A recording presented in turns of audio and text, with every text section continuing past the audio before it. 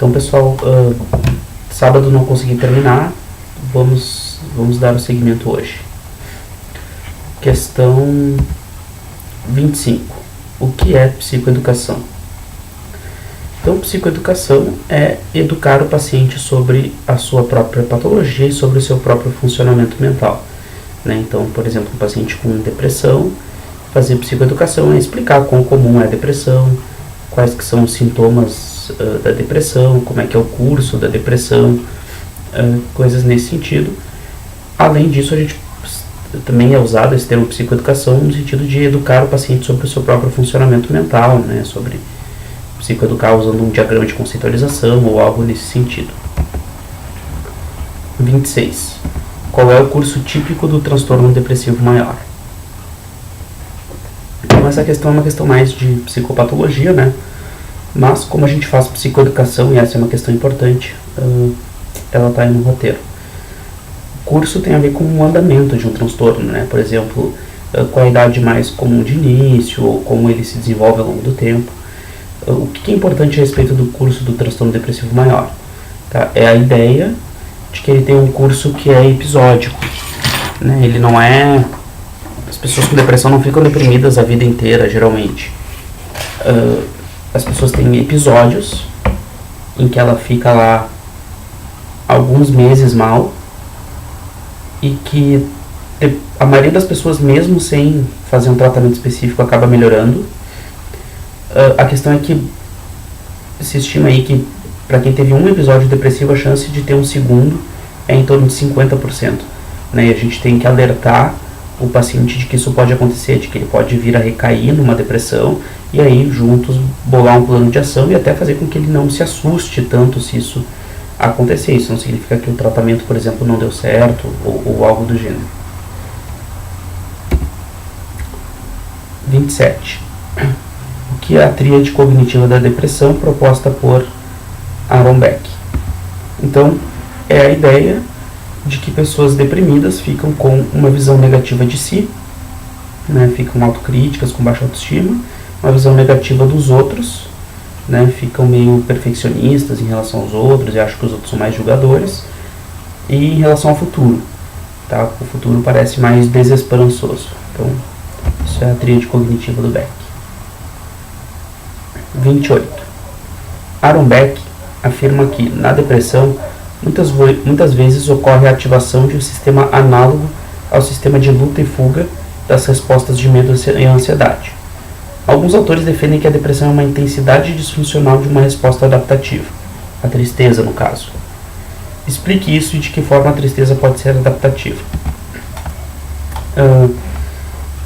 Então, para a maioria das pessoas já é instintivo porque a resposta de luta ou fuga é adaptativa em situações de medo, né? Porque se eu estou numa situação perigosa, se tem, sei lá, uma aranha, se tem algum predador, eu lutar ou fugir é algo que aumenta a minha chance de sobrevivência.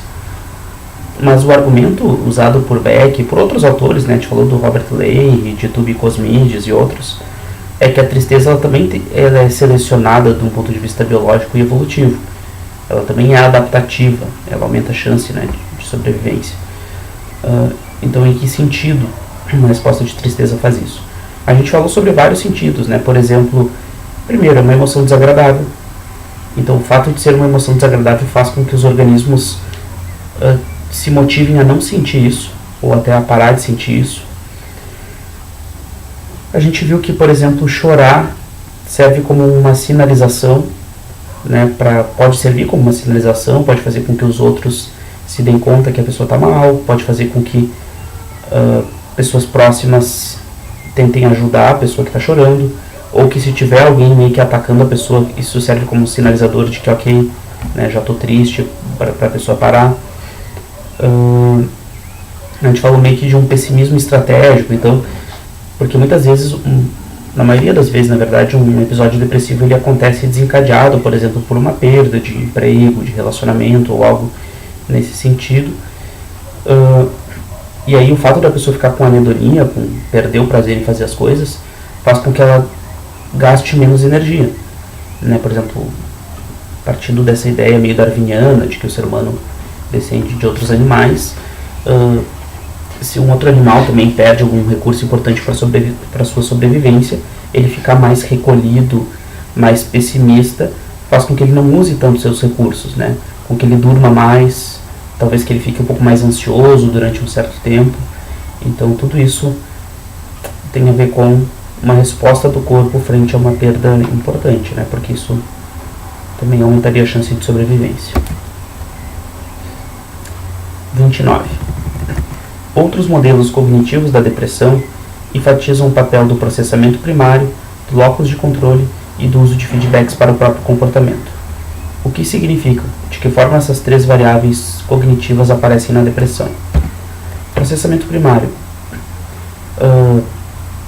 É a ideia, né, de que as pessoas, principalmente em depressão, elas ficam acreditando mais nos seus pensamentos e nas suas primeiras impressões sobre os assuntos.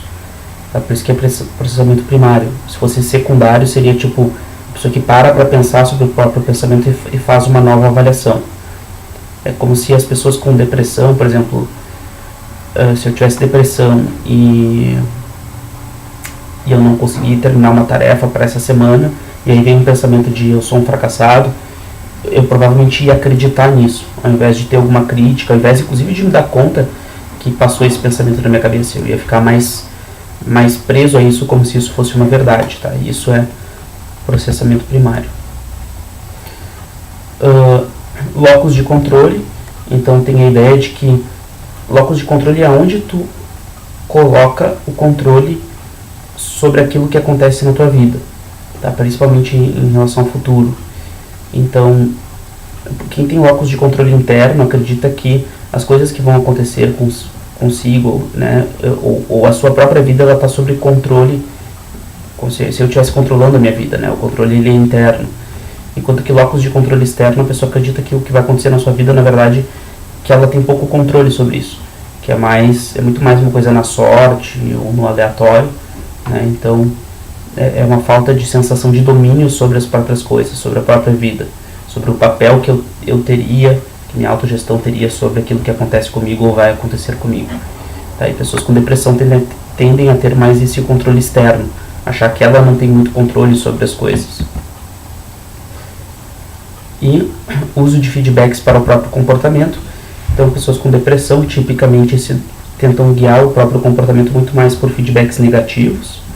Então, por exemplo, não consegui gravar o vídeo no sábado, né? E aí seria eu ficar me martirizando por isso, do tipo, puxa, eu disse que eu ia gravar e eu prometi pro pessoal e como eu sou irresponsável, algo assim, né? Ficar me martirizando por uma crítica negativa, muito mais do que... Então as pessoas com depressão seguiam por feedbacks negativos e muitas vezes guiam os outros também por feedback negativo, né? Tende a ser mais crítico, por exemplo, se tem um cônjuge que esqueceu de lavar a louça, mas arrumou o resto da casa, a pessoa vai lá e vai criticar o que foi de ruim, né? O não ter lavado a louça.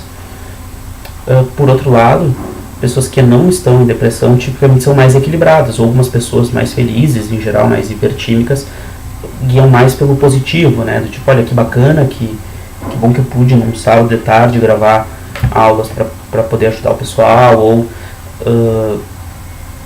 regular o comportamento dos outros, né? Elogiar a pessoa que se esforçou de repente para dar uma arrumada na casa, mesmo que não tenha lavado a louça. Então é algo nesse sentido, assim. 30. Quais os principais... Então, só retomando ali aquela questão, né? E obviamente o objetivo das TCCs é fazer a pessoa se dar conta disso e tentar mudar isso intencionalmente, né? Se dar conta e mudar e desautomatizar esses automatismos cognitivos negativos. 30. Quais os principais objetivos da TCC para o transtorno depressivo maior quando a pessoa não está em episódio? Então, falei para vocês, né, que a depressão ela é episódica. Vamos supor que a pessoa entrou em episódio depressivo, ela fez um tratamento, ela já não está mais naquele episódio. O que ela poderia fazer? Né, o que seria o papel da TCC? É mudar padrões pessoais e de personalidade que vulnerabilizam a pessoa para ter outros episódios depressivos. Tá? Isso significa, por exemplo, né, tentar fazer a pessoa ter uma vida mais significativa, tentar descobrir quais as forças pessoais dela, tentar reestruturar coisas como muito perfeccionismo, coisas que de repente, né, fazer a pessoa organizar uma vida para que de alguma forma ela tenha uma chance menor de recair, além de bolar um plano de caso ela comece a sentir que está recaindo, né, conversar sobre isso e bolar um plano para que caso isso aconteça. 31. Qual a finalidade de fazer metas com os pacientes? Então, um dos objetivos é fazer com que a pessoa tenha algo para ir em direção, né? Então, ao invés de chegar na terapia só dizendo eu não quero me sentir triste, é a gente olhar para um horizonte com metas concretas e ver o que para onde ela poderia ir em direção, né? Em vez de só ficar fugindo de sofrimento. A gente também entende que fazer metas concretas, objetivas, é uma coisa que motiva o comportamento, e quando a gente tem metas muito, muito vagas, tá? Faz a pessoa também ter uma visão um pouco mais positiva de futuro, além de servir de critério para melhora em psicoterapia, né? Tipo, olha, tu tinha essas metas, tu conseguiu alcançar essas e as outras não, ou algo assim, faz a pessoa se dar conta também das suas metas. Quanto mais grave, mais as metas precisam ser tipo semana a semana, tá? Às vezes uma meta pode ser do tipo tomar banho todos os dias. Isso também faz a pessoa ter alguma sensação de domínio, né? Isso ajuda a reestruturar aquela ideia de locus de controle externo, tá? 32. De que forma a psicologia positiva pode auxiliar no tratamento de uma pessoa com depressão? Então, o olhar para o positivo, em contraposição aos livros clássicos de TCC para depressão que focam muito no negativo, pode fazer com que a pessoa crie uma vida que vale a pena ser vivida, né? É tentar, por exemplo, fazer ela ter um filtro para gratidão, para se dar conta das coisas bacanas que acontecem, né? Olhar para coisas que geram sentido, olhar para forças pessoais, para a pessoa não se identificar só com a depressão, mas se identificar também com, olha, eu sou uma pessoa com boa capacidade de liderança, né? Ou tenho uma capacidade boa de análise, ou quer que seja. Então fazer a pessoa se identificar com isso ajuda a gente a identificar, por exemplo, em pesquisas, quais são as atividades que geralmente deixam as pessoas felizes. Então fazer tudo isso e trabalhar isso com a pessoa, ele acrescenta uma nova dimensão ao tratamento que acaba sendo bastante útil na depressão. 33. O que é ativação comportamental? Como podemos trabalhar a ativação comportamental na depressão? Então, a ativação comportamental significa fazer atividades, né? É programar atividades que sejam reforçadoras positivas. Tem aquela ideia de que quando a pessoa está em depressão, ela deixa de fazer coisas por sentir menos energia, menos prazer, e a ativação comportamental vai fazer ela se engajar nisso. Então, em atividades principalmente que sejam prazerosas. Por exemplo, a gente falou sobre o curtograma, né? Fazer uma lista de coisas que a pessoa curte e faz, ou não curte e faz, e não curte e não faz, e não curte e faz, e tentar fazer com que ela faça mais coisas que ela gosta e deixar de fazer um pouco tantas coisas que ela não gosta, né? A gente pode aplicar um questionário de atividades que as pessoas geralmente acham prazerosas e tentar organizar com a pessoa que ela faça isso, tá? Dentro da ideia de que isso é quase como se fosse um eletrochoque pro prazer, sabe? Tipo, é tentar fazer a pessoa ter um pouco de prazer para ver se o prazer em geral começa a voltar, tá? Como um coração que tá parando e tu dá um choque, às vezes ele volta a bater. 34. Qual a relação entre exercícios físicos e depressão? De que forma isso impacta no tratamento? Então, existem ensaios clínicos randomizados de que a depressão, de que exercício físico afeta, né? Pode melhorar a depressão, ele reduz principalmente a depressão do tipo ansioso. Tá? Tem vários metabólitos aí que são liberados que de alguma forma ajudam a combater a depressão. Qual a relação entre insônia e depressão? De que forma isso impacta no tratamento da depressão? Então, muito mais do que um sintoma de depressão, a insônia existe uma sobreposição entre insônia e depressão, né? Quando a pessoa está com uma insônia crônica, isso gera sintomas associados à depressão. Então, isso significa que, em muitos casos, Se tu melhorar a insônia, muitos dos sintomas depressivos vão melhorar por consequência. Isso faz com... De que forma isso impacta o tratamento? Bom, a gente não pode ignorar isso, porque a gente acaba tendo que abordar e trabalhar e manejar a insônia com um paciente depressivo. A gente vai ter que perguntar sobre isso e buscar estratégias para melhorar isso. Tá? Que vão desde higiene do sono, né, fazer restrição de sono, que eu expliquei para vocês. Então a gente vai ter que usar estratégias para lidar com isso. Penúltima, cite 2 tipos de intervenção dentro do referencial cognitivo comportamental utilizados para tratar insônia. Uma coisa pode ser um manejo de contingências, assim, né? Usar a cama só para dormir e manter relações sexuais. Ficar no quarto só para isso também, de preferência. Não, se a pessoa começar a ter um episódio de insônia, que ela saia da cama e se programe para ler um livro, para ver alguma coisa na TV, etc, até ela ficar caindo de sono, só então ela pode voltar para a cama, tá? Que é não fazer a pessoa ficar muito tempo na cama. De certa forma a cama pode ficar condicionada negativamente, né? Pode ser um lugar aversivo, porque a pessoa sempre sofre quando está num episódio de insônia. Pode ser um lugar que já ativa a ansiedade ou algo assim. Isso é uma das intervenções. A outra intervenção é aquilo que eu falei de restrição do sono. Tá, o protocolo ele é meio complexo, não tem como explicar exatamente todo um protocolo de restrição do sono, mas a ideia básica é que a pessoa, caso ela tenha um episódio de insônia que ela não compense no dia seguinte, a ideia é que ela tenha um horário fixo para acordar e que ela restrinja o tempo que ela passa na cama durante algumas semanas. Tá, então se ela está dormindo em média 5 horas por dia, na primeira semana ela vai poder ficar 5 horas por dia na cama só. Com o tempo isso começa a gerar tanto sono e tanta pressão biológica para dormir, que a pessoa simplesmente de deitar na cama já vai apagar. Isso vai reconstruir a relação que a pessoa tem com a sua cama, né? Além de tornar o sono mais profundo, porque um problema da insônia é a pessoa acordar muito fácil, é a pessoa não ter um sono com todos os estágios do sono como deveria. Então fazer restrição ajuda também nisso. E para terminar, 37, Cite explica 2 estratégias que podem ser utilizadas para combater a ruminação. Então, tem um slide só sobre isso, né? Só sobre questões de ruminação.